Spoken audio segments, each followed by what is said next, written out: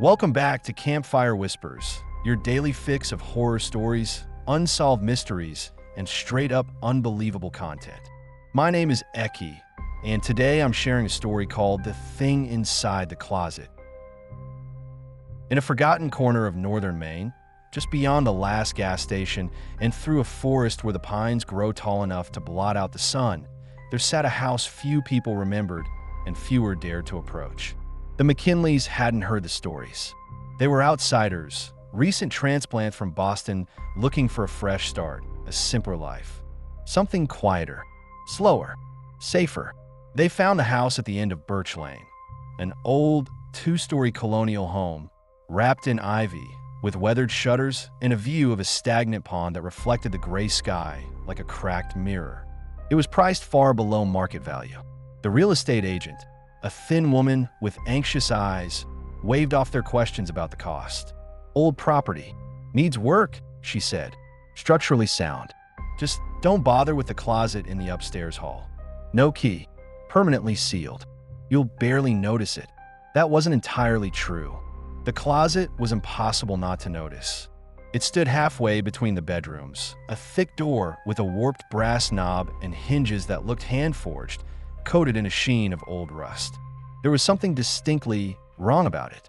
It was slightly too tall, too narrow, like it had been built for someone not quite human.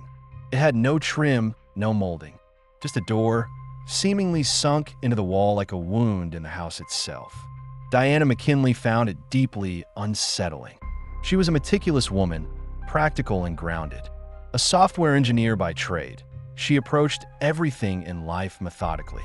Her husband, Jordan, a high school science teacher, was more easygoing, curious about the house's quirks, but not disturbed by them. Their son, Theo, only 8, was fascinated.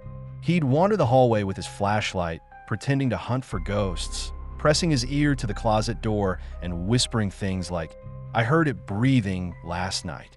They chalked it up to imagination.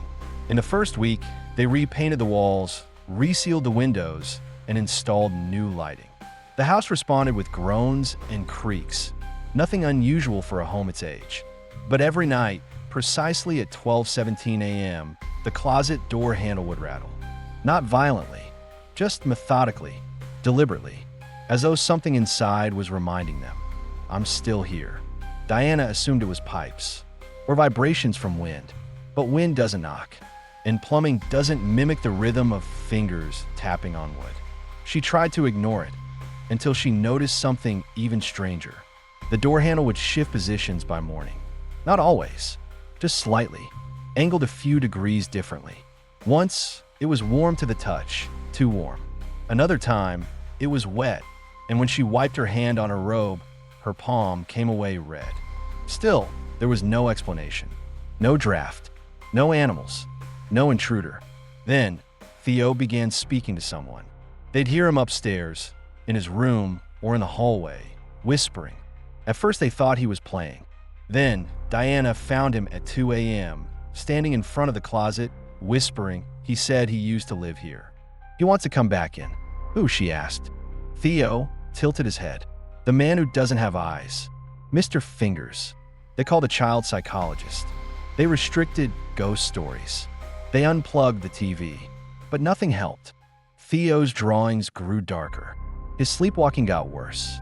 One morning, Diana found dozens of tiny, dirty handprints smeared on the inside of his bedroom window, on the second floor, with no ledge outside. She was ready to pack their bags and leave. But then, Theo vanished. It was a Sunday morning in mid-October. Fog rolled across the yard like a living thing. Diana was making pancakes. Jordan was in the garage organizing boxes.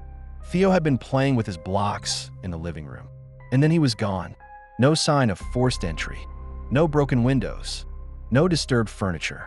Only a faint trail of dust leading toward the closet. Police searched the house. Dogs were brought in. Every square inch was scanned. But the hallway closet remained shut, sealed as always, with no visible way to open it. Until 12:17 a.m. That night, Diana sat awake on the hallway floor, staring at the door.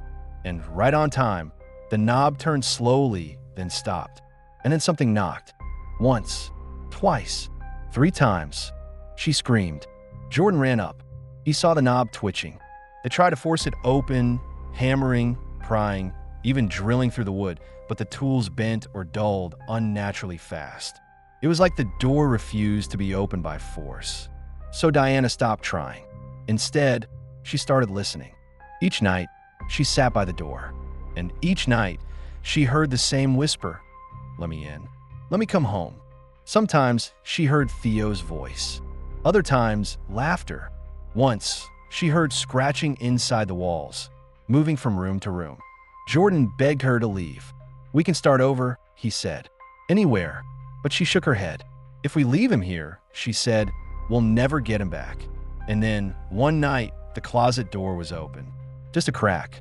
The house went silent. Even the wind stopped. Inside, there was no closet. Only a descending stone tunnel, curved like a throat, pulsing faintly with a sound like a heartbeat.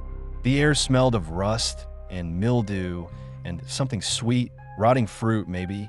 Diana entered without hesitation. The tunnel walls were moist, the ceiling low. She crawled for what felt like hours. Behind her, the tunnel shifted, closing off the path she'd come from. Shadows moved on the edge of her vision, slithering shapes, clicking teeth. She reached a chamber. In its center was a crib. Inside it, wrapped in a shroud of old linens, was a bundle of writhing cloth and bone. A voice spoke from the dark. He was never yours to keep. And she saw them. Dozens of figures. Pale, eyeless, limbs too long, smiling mouths that opened too wide. They circled her in silence, pointing to the crib. Leave something behind, they whispered. Take something home. Back in the house, Jordan heard her scream. It echoed from every vent, every pipe. And then, silence. When the police came, the house was empty. No signs of Diana or Theo. Only the closet door, wide open, and a note taped to it in a child's handwriting. I live here now. Please don't knock. Locals say the house is cursed, that anyone who tries to open the closet vanishes. Some say they still see a woman sitting outside the door, whispering lullabies into the crack. And every night, at exactly 12:17 a.m., the knob turns once, twice, 3 times, waiting for someone to open it again. Years passed. The house on Birch Lane was eventually condemned. Nature clawed its way back in, vines swallowing the porch, moss growing thick along the windowsills. The structure groaned during storms like it was alive, exhaling wind from its shattered roof like breath through a broken mouth. Most of the town tried to forget, but a few couldn't. One man, Peter Halwell, the local locksmith, grew obsessed. He claimed to have cracked the closet door's design. Said it used a locking mechanism he'd never seen before, something old, possibly handmade. He disappeared 2 weeks after telling someone he planned to finally get it open. Only his toolbox was found, left outside the house. Every single metal tool inside had been bent, twisted, or melted beyond recognition. If you enjoyed this story, please leave a like and subscribe to the channel. Join me next time for more unbelievable tales on Campfire Whispers.